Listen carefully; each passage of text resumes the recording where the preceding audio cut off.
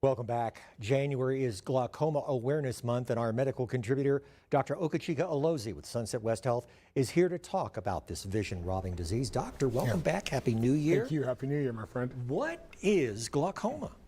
To make it really simple, glaucoma is an increase in pressure in your eyeball that affects your optic nerve. You may say, well, what is the optic nerve? The optic nerve at the end of the day is what helps you to see. There's a lot of different categories of it. The most common is what's called open angle glaucoma, but it's a buildup in pressure, and unfortunately it can lead to blindness because there's no cure. All right, so how many people have glaucoma in the U.S.? Well, if you look around the U.S., it's about 3 million on average. I think one of the things about glaucoma is that it's underdiagnosed, and so it's hard to tell exactly how many people have it. And you can see how glaucoma impacts your vision, just the progression of it, right? Yeah, absolutely. And so if we work this from left to right, and I think this is really important, typically with the early stages of glaucoma, you have no symptoms, and so your vision is just fine. You start to get some haziness as that pressure builds up on your optic nerve.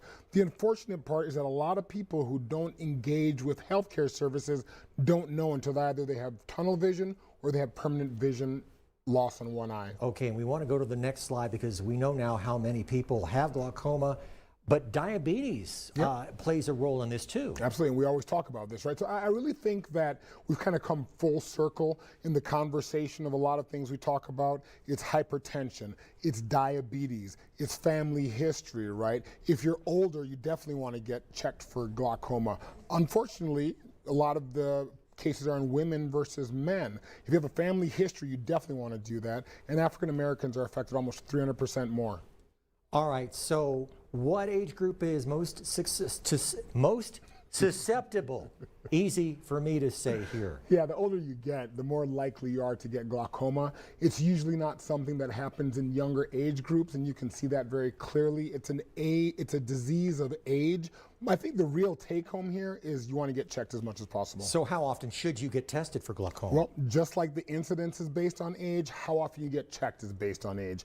When you have little kids, I think it's a basic eye exam, and so we should be doing that, right? As you get older, before kids go off to first grade, annually, at the end of the day, it says every other year, 18 to 64. I really do recommend, if you can, and if you have health insurance, or if you can go to a free eye clinic, get your eyes checked at least once a year.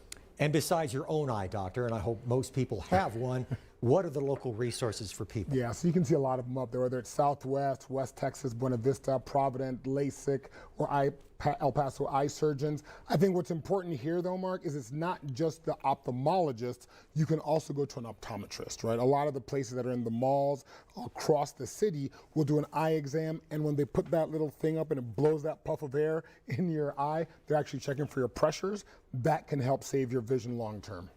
ABC-7 medical contributor Dr. Ogechika Alozie, thank you very much, sir. Thanks for coming me back.